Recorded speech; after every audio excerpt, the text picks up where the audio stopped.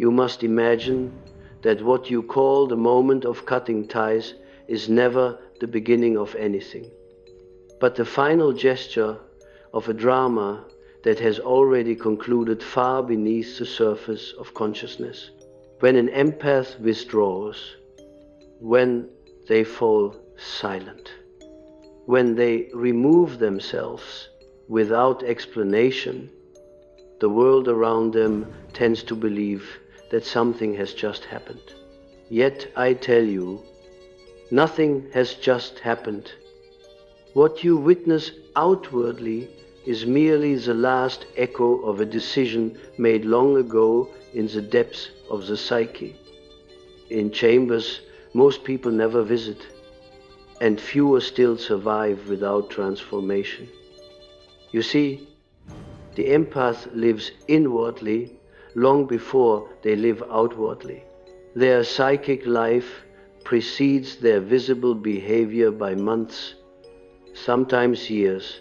They feel before they speak, they suffer before they protest, they mourn before they leave, and so when the final severance comes, it does not erupt like a storm. It descends like night, quietly, inevitably, without asking permission. This is because the empath does not cut ties in anger. They cut ties after meaning has already died. I have observed this pattern repeatedly in my work with patients, and even more so in my own encounters with the unconscious. The empath does not abandon others impulsively. On the contrary, they remain long after the soul has warned them to depart. They stay through dissonance, through erosion of self, through the slow poisoning of hope. They stay because they believe understanding will redeem suffering. They stay because they believe love must be proven by endurance. And it is precisely this belief that slowly destroys them. Here we must speak of the shadow, for it is in the shadow that the empath's withdrawal is gestated. The shadow is not merely cruelty or darkness. As the naive moralist imagines, the shadow is everything that has been disowned by consciousness in the name of goodness, loyalty, patience, and love.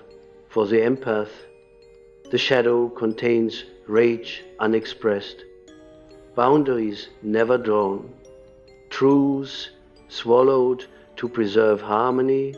Over time, this shadow grows heavy, dense, and autonomous.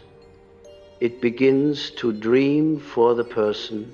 It begins to speak in symbols. Often, before the empath cuts ties, they experience dreams of departure. They dream of locked doors, abandoned houses, trains leaving without them, or long journeys undertaken alone. They may dream of losing their voice or of screaming without sound. These are not random images. They are messages from the unconscious announcing that the psychic economy has become unsustainable. Something must end, not to punish the other, but to preserve the self.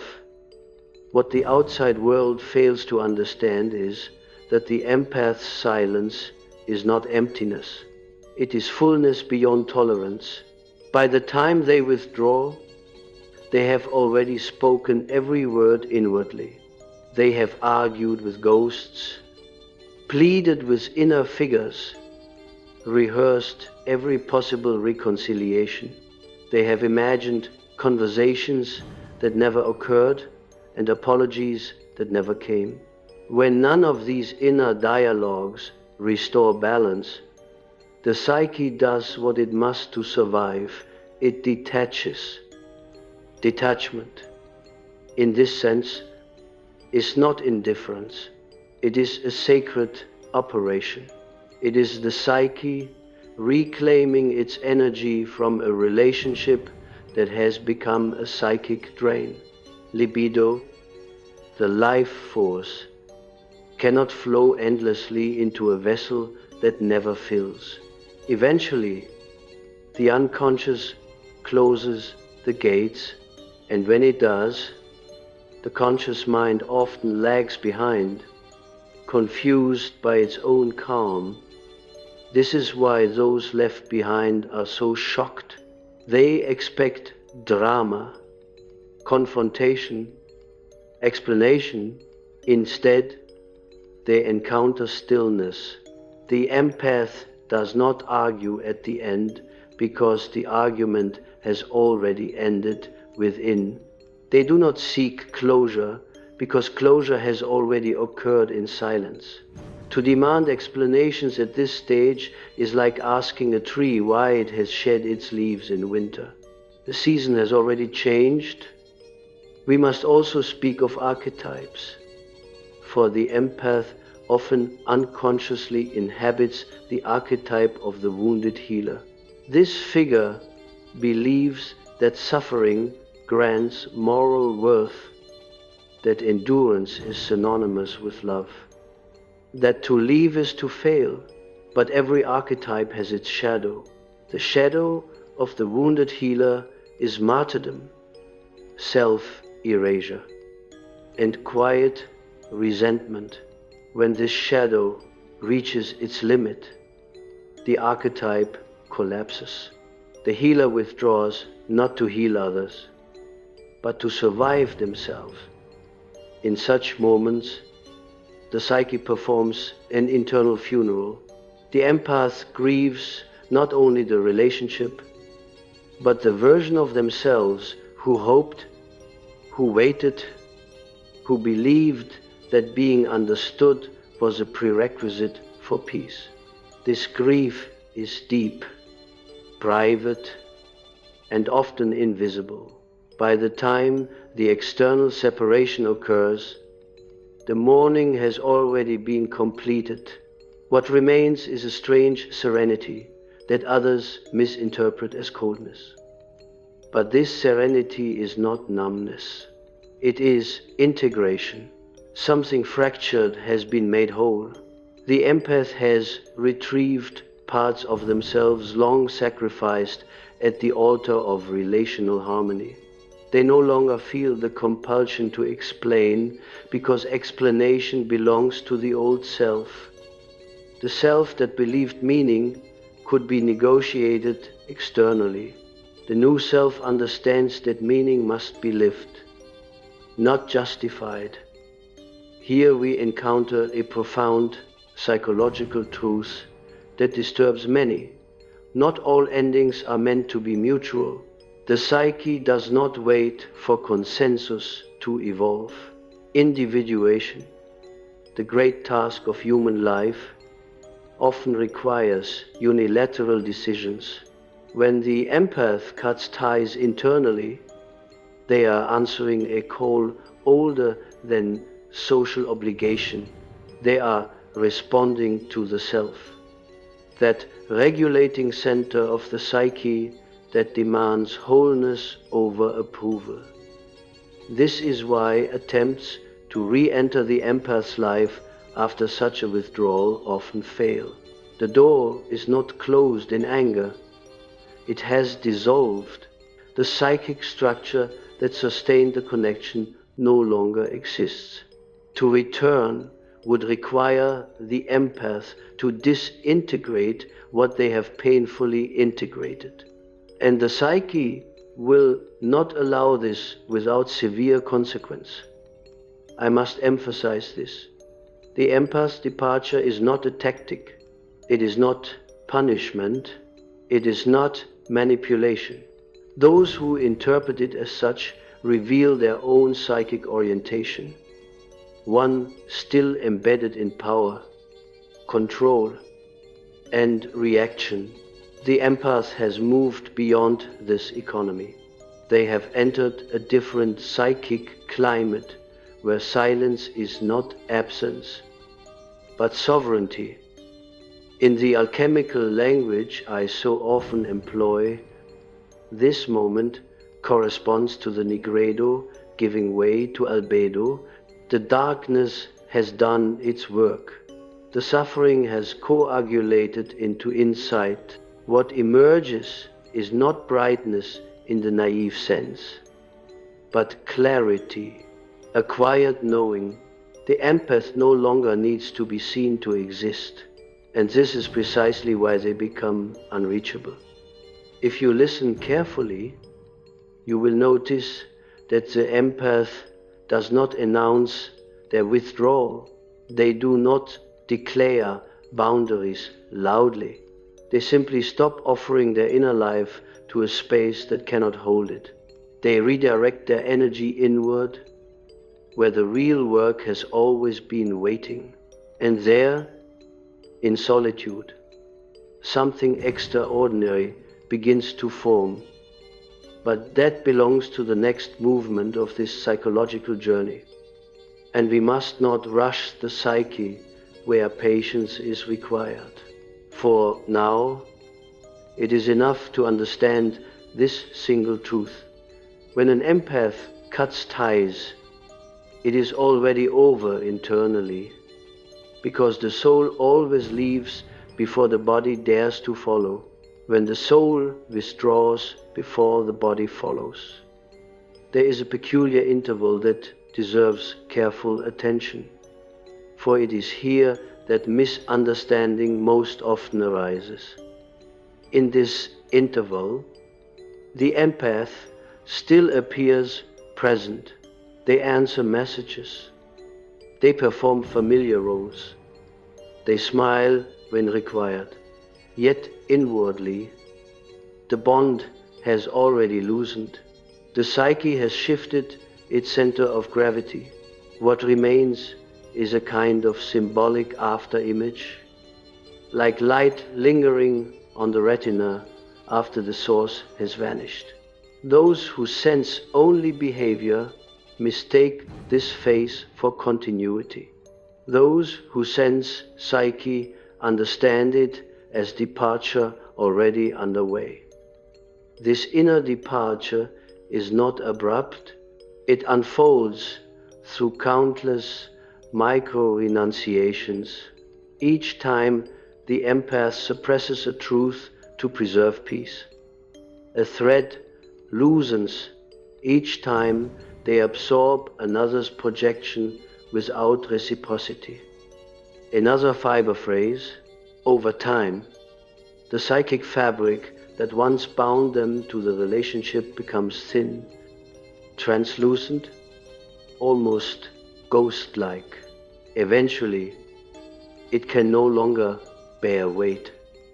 When the final external severance occurs, it is simply the fabric giving way under a pressure it has endured for far too long.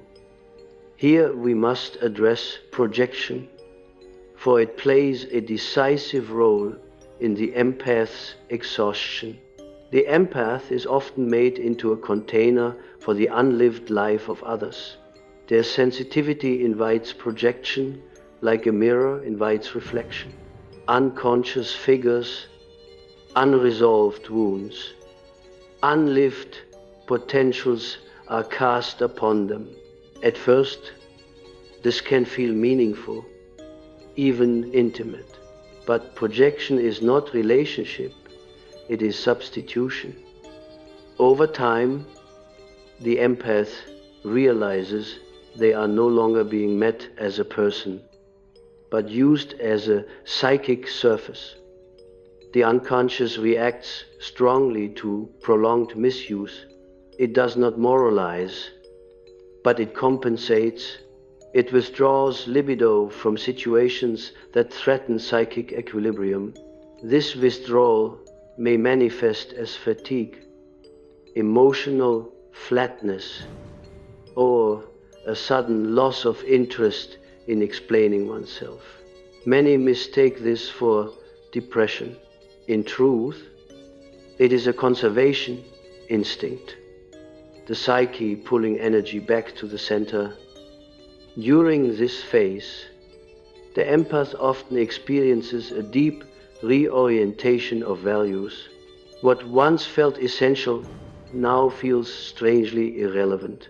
Conversations repeat themselves without producing meaning.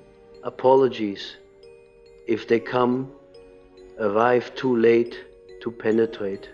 The empath listens politely, but nothing moves inside. This emotional immobility frightens observers, who assume something is wrong, yet it is precisely this immobility that signals resolution. The conflict has already completed its cycle. One must understand that the psyche does not seek justice, it seeks balance.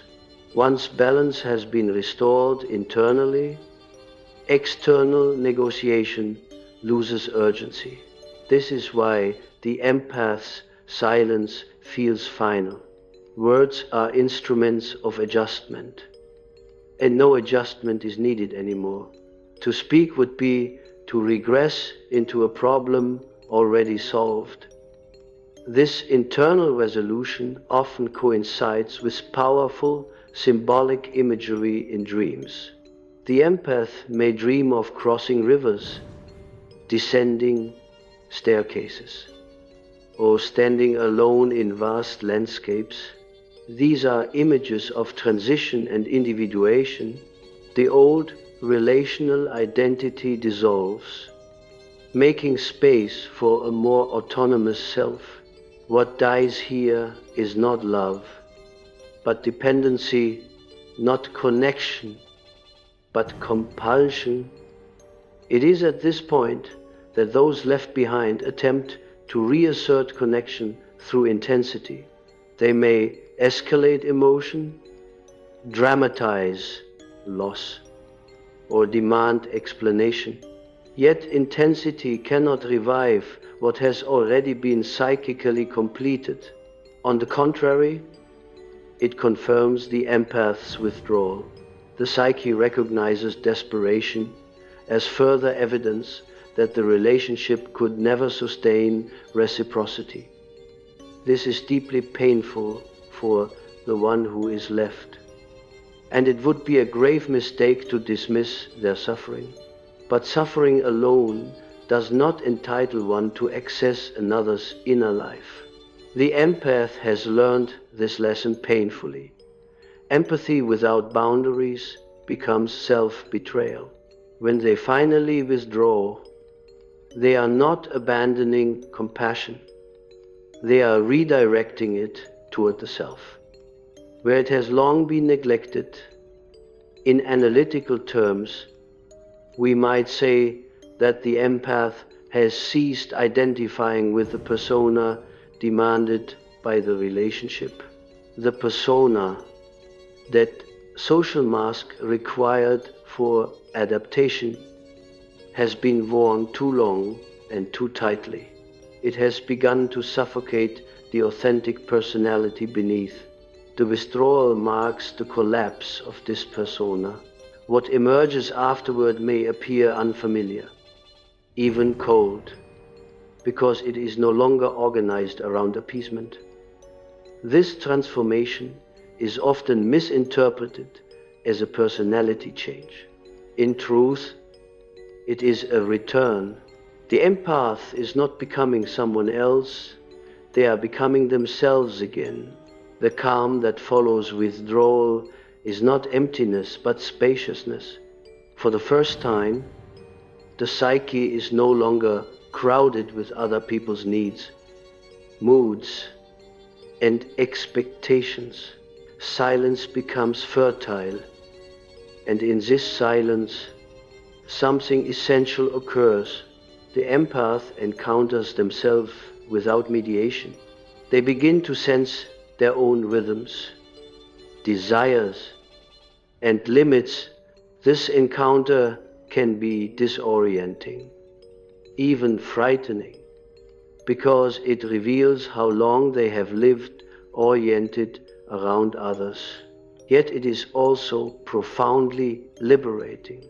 The psyche breathes again, It is important to say that this process cannot be reversed through persuasion, appeals to memory, guilt, or shared history fail because they address the past, while the psyche has already oriented itself toward the future. The empath does not erase the past, they integrate it. Integration renders repetition unnecessary. What has been learned no longer needs to be reenacted. From the outside, this looks like disappearance. From the inside, it feels like arrival. The empath arrives in their own life at last. This is why attempts to rekindle the old bond often feel intrusive rather than comforting. They threaten a hard-won internal coherence.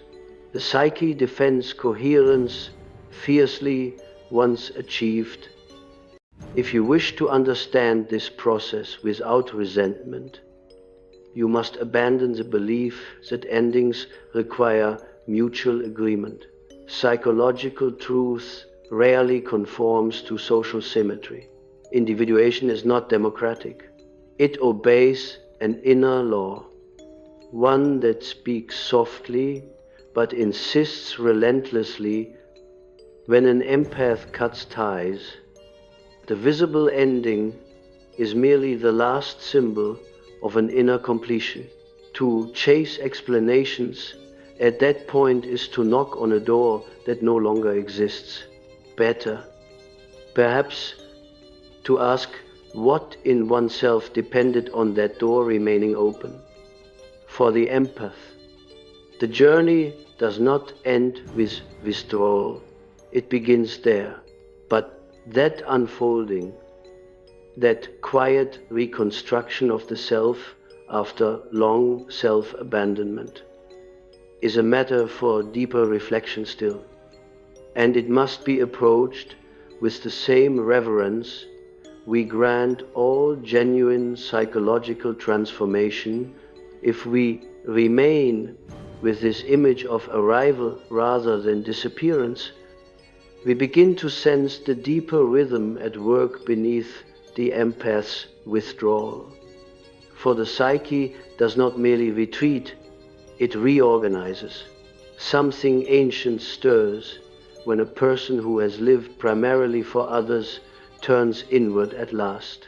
This stirring is not dramatic. It does not announce itself with triumph. It unfolds like a slow dawn that changes the shape of everything without making a sound. The empath, having severed the inner bond, enters a phase that is often misunderstood as isolation. Yet psychologically, this is not isolation, but incubation. In alchemical language, it is the vas hermeticum, the sealed vessel in which transformation becomes possible. The empath withdraws not because they despise relationship, but because relationship has become impossible without self-annihilation.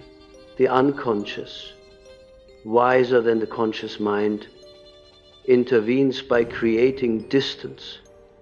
During this period, the empath may feel an unfamiliar neutrality toward people who once evoked intense emotion. This neutrality is unsettling precisely because it contradicts their former identity. They may ask themselves whether they have become cold, whether something essential has been lost. In truth, something excessive has been shed. The over-identification with the emotional states of others dissolves, revealing a quieter, more stable center. Here we encounter a crucial distinction that modern language often lacks: the difference between empathy and participation.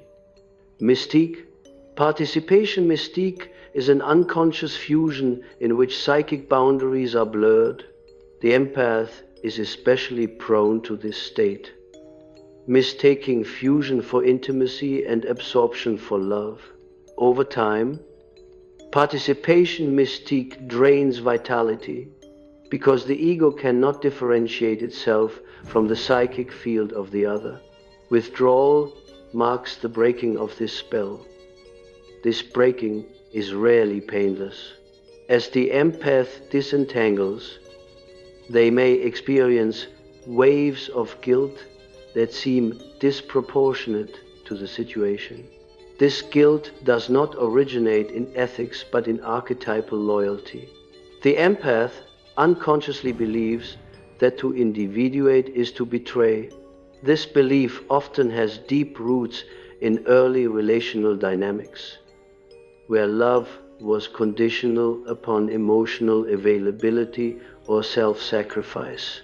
To withdraw now feels like treason against an invisible law. But individuation always violates an old law to establish a new one. The psyche cannot mature without offending its own past arrangements. What once ensured survival becomes an obstacle to growth. When the empath cuts ties internally, they are not rejecting love, they are rejecting an obsolete form of it. At this stage, dreams often intensify. The unconscious compensates for the ego's uncertainty by offering symbolic guidance. The empath may dream of solitary figures, of walking through forests, of descending into caves or climbing mountains alone. These are not images of loneliness, but of initiation, the hero's journey, stripped of its theatrical costume, is fundamentally solitary. No one can descend into the depths or ascend toward insight on another's behalf. It is also common for the empath to dream of animals during this time.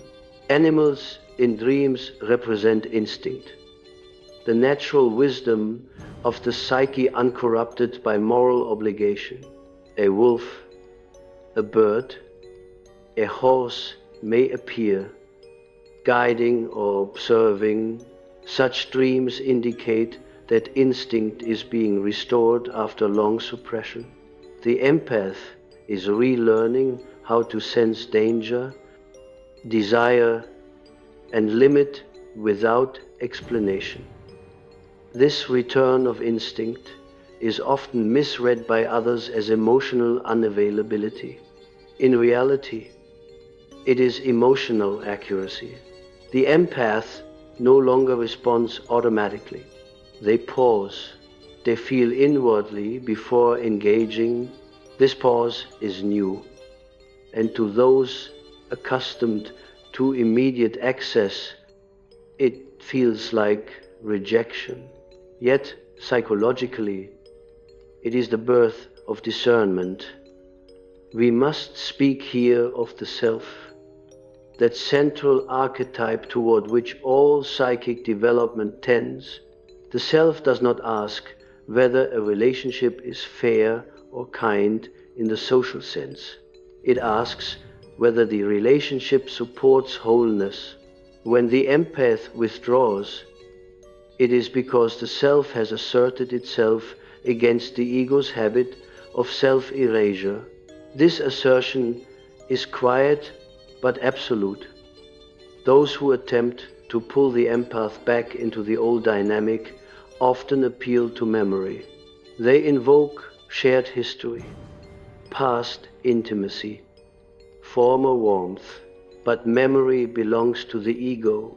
The self is oriented toward meaning, not nostalgia.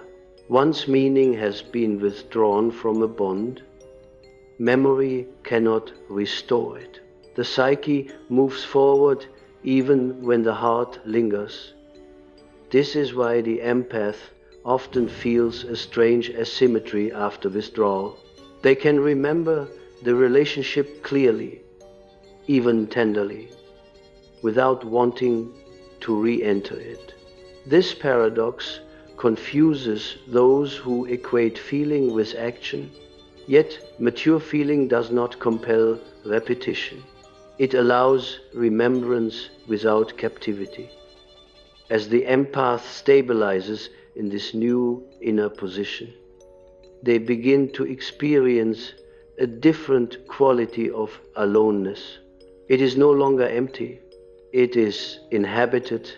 They discover that solitude can be nourishing when it is not imposed by rejection but chosen for alignment. In this solitude, creative impulses often awaken. The psyche, relieved of constant external attunement, turns toward expression. Many empaths report an increase in symbolic thinking during this phase. They become drawn to art, writing, myth, or spiritual reflection. This is not escapism, it is integration. The psyche seeks images capable of holding what language alone cannot. The empath, long trained to speak for others, now learns to listen inwardly. This inward listening produces a subtle but profound shift in identity. The empath no longer defines themselves by usefulness. They begin to sense worth independent of service. This is perhaps the most radical transformation of all. A person who no longer needs to be needed becomes difficult to control, not because they seek power, but because they are no longer organized around deficiency. At this point, attempts to reconnect often take on a different tone. They may become indirect, symbolic, or guilt-laden. The other may suddenly experience loss intensely, precisely because the empath is no longer carrying that loss for them. What was once unconsciously outsourced returns to its rightful owner. This return can feel cruel, but it is psychologically just. It is important to understand that the empath does not harden after withdrawal. They soften inwardly, but this softness is no longer exposed indiscriminately. It is protected by an ego that has learned, at last, to stand guard. This guarding is not defensive in the neurotic sense. It is discriminating. The empath learns that not every feeling must be shared, not every bond preserved. In this way, the withdrawal marks a transition from moral goodness to psychological truth. Moral goodness asks, how can I avoid hurting others? Psychological truth asks, what must live in me if I am to be whole? These questions often lead to different answers. The empath's suffering arose from confusing the two. When we observe this process without judgment, we see that the empath's silence is not a wall, but a boundary. Not a rejection, but a reorientation. They have turned toward an inner axis that had long been neglected. From this axis, future relationships, if they arise, will be fundamentally different. They will be chosen, not endured. They will be reciprocal, not sacrificial. Thus, when an empath cuts ties and remains unreachable, it is not because they lack feeling, but because feeling has finally found its proper home. The psyche has completed a cycle. Something has ended so that something else may begin. Not outwardly yet, but inwardly, where all real beginnings occur. And it is here, in this quiet aftermath, that the deepest work continues, unseen, uncelebrated, but decisive. For the empath, having survived the long night of self-abandonment, now stands at the threshold of a life no longer governed by silent suffering, but by an inner authority that does not need to announce itself to be real. Once the empath has anchored themselves in this new inner orientation, the nature of their interactions with the world transforms profoundly. Though subtly, outwardly, they may appear unchanged to those who measure people by action alone, yet inside, the psychic weather has shifted, where before they were like a vessel continuously filled and emptied by the projections, expectations, and emotions of others. Now they possess a kind of impermeability, not rigid, but discerning. The empath becomes capable of holding others' realities without allowing them to override their own. This is an entirely different relationship with energy, one that is only possible after the prior internal dissolution has occurred. We must return to the language of archetypes to understand what has happened. The empath moves from the archetype of the victim, whose identity is intertwined with suffering for others, to a more complex and sovereign archetype, that of the guardian of the self.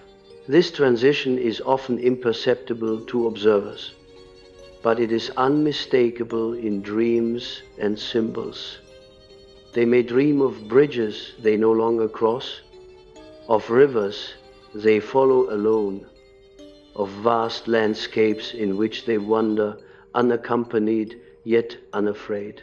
These images are less about isolation than about mastery, mastery of inner terrain that was previously ceded to relational dynamics.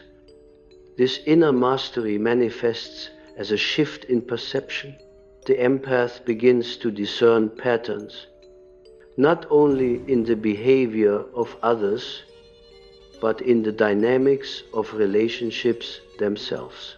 They notice almost instinctively where energy is misaligned, where loyalty is conditional, and where the psychic economy is unsustainable. What was once overwhelming, the constant absorption of emotion, now becomes intelligible. They see these energies as flows rather than assaults, and because they are no longer personally overinvested, they respond with clarity rather than reaction. One of the most profound, yet least understood, consequences of this process is the recalibration of desire. The empath no longer seeks validation through relational compliance or emotional appeasement. Desire becomes internalized. It is oriented not toward possession, nor toward being seen, but toward alignment with one's own emerging truth. This is why the empath, after cutting ties internally, is no longer reachable in the familiar ways.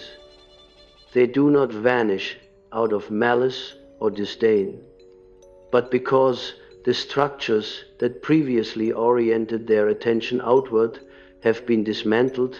To engage them as before is to engage a ghost of their former self. Dream analysis during this phase often reflects a strange tension between what has ended and what is beginning. They may dream of doors closing silently, of rooms once familiar, now empty, or of doors opening into strange, unfamiliar landscapes. In the symbolic language of the psyche, these are markers of closure paired with initiation. Every closed door represents a relational pattern that has been internally resolved. Every new corridor or pathway represents a nascent potential, a space of psychic freedom that was uninhabitable while enmeshed in prior bonds. Here we see the critical difference between external endings and internal resolution. The world is always at risk of misinterpreting absence as rejection or coldness. Yet, from the perspective of depth psychology, what occurs is the completion of a relational cycle that could never be sustained by the empath's evolving self. The internal conclusion is a prerequisite for external disengagement. Without it, withdrawal would merely replicate earlier suffering. With it, the empath attains sovereignty.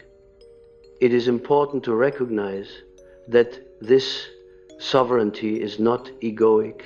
It does not declare itself, nor does it seek dominance. Rather, it is a harmonization of the conscious and unconscious, an integration of shadow material, and an alignment with authentic desire and instinct.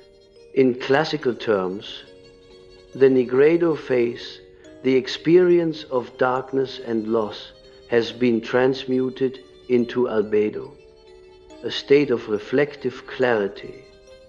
The empath now navigates relationships from this reflective center, not from compulsion, guilt, or unconscious fusion.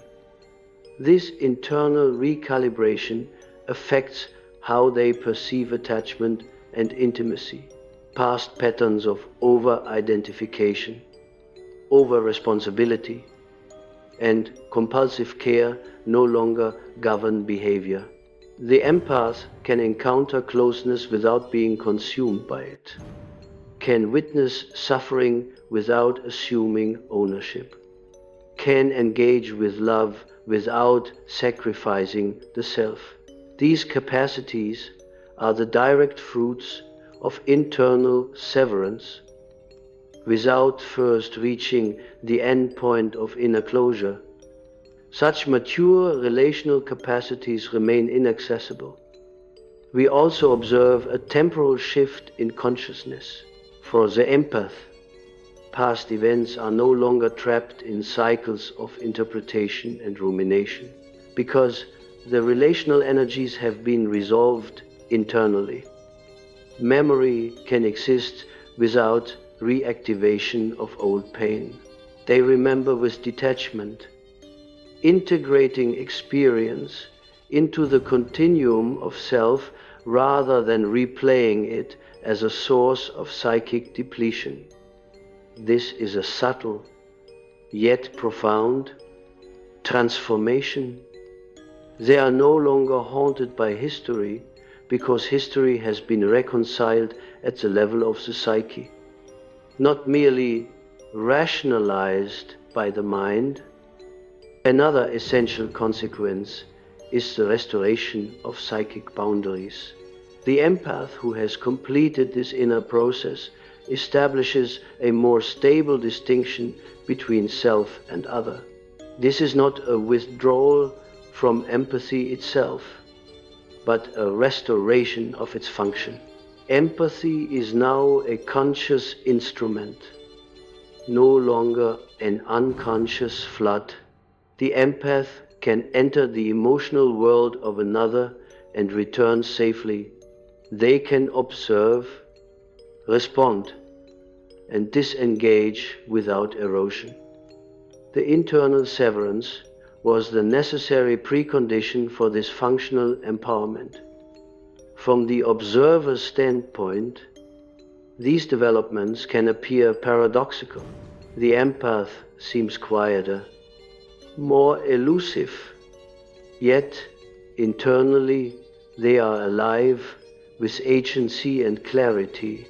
Their apparent absence is a field of latent presence, a space where the psyche operates on a different axis. The world is no longer the organizing principle of their identity. It becomes a landscape through which the fully sovereign empath moves with awareness and discretion.